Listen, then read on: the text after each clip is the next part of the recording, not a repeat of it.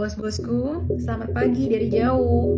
Aku ini kan sebenarnya karyawan kalian juga ya. Aku di sini cuma hanya sebagai toa lah bagi suara-suara dari bos-bosku yang ada di jauh di mata ya kan, tapi dekat banget di hati sama aku. Nah, bos, aku mau kasih update nih beberapa hal yang sudah terjadi sampai hari ini karena deadline mendekati nih, bos. Deadline mendekati tapi karyawan masih juga belum kelihatan batang hidungnya, tapi semoga mereka sebenarnya sedang mempersiapkan ya. Jadi kita juga positive thinking, kita kasih waktu secara objektif.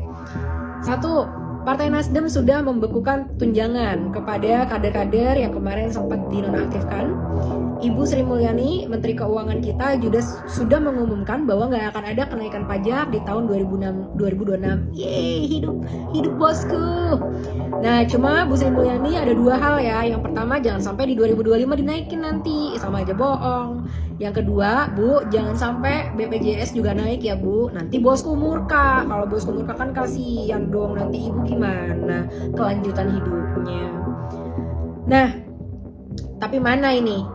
Progres terhadap 17 tuntutan masih juga belum dilaksanakan, masih setengah-setengah, tapi semoga kalian sedang berjuang gitu ya. Nih ya, bagaikan ini adalah sedang mengerjakan skripsi. Kalian itu skripsinya udah dijokiin, dirisetin, ditulisin, kita yang rapat, kita yang bikin alignment, kita yang bikin desain, kita yang bikin transparan di website, kita yang bikin semuanya tuh.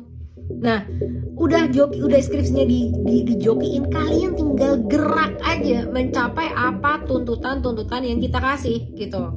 Ada karyawan kita satu ini ya, memang bener-bener nih.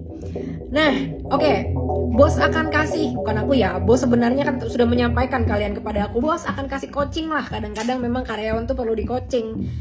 Kalian ini ya punya beberapa low hanging fruit. Low hanging fruit adalah apa-apa yang sebenarnya mudah untuk dicapai dengan effort yang tidak terlalu besar.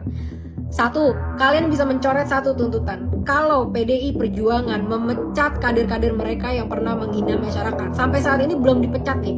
Padahal partai-partai lain dengan legowo mereka udah mecat kader-kadernya. Ini nggak bisa tercontreng sampai PDIP mecat kader-kader mereka. Dan kalau sampai enggak, teman-teman dari partai lain, Nasdem, Golkar, Partai Amanat Nasional, kalian mau nih ada kolega kalian yang gabut begini, makan gaji buta? Ini literally makan gaji buta sekarang, udah digaji, dimakan, tapi nggak dikerjain. Mereka ini nih yang lagi menghambat progres dari tuntutan rakyat.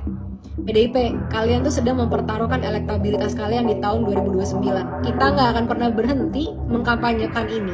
Nanti kalian bikin dangdutan, bikin hadiah-hadiah untuk masyarakat, diambil aja, dijogetin aja, tapi nggak perlu dipilih. Karena kayak begini nih kelambatan cara bekerjanya, nggak punya solidaritas, tidak mendengarkan aspirasi dari masyarakat yang lain. Aku juga udah lihat ya, ternyata katanya Pak Presiden Prabowo udah ngasih instruksi kepada Ketua DPR untuk segera mensahkan RUU perampasan aset. Oke lah, ini sebenarnya adalah kemauan kita jangka panjang. Tapi udahlah, karena kita udah muak banget, udah lakuin aja itu. Itu bisa jadi salah satu lah yang kalian contreng setidaknya. Tuh, 2 low hanging fruit ya.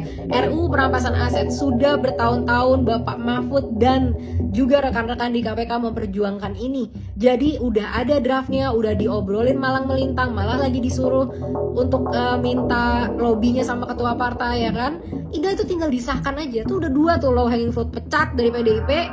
Yang kedua adalah sahkan perampasan aset.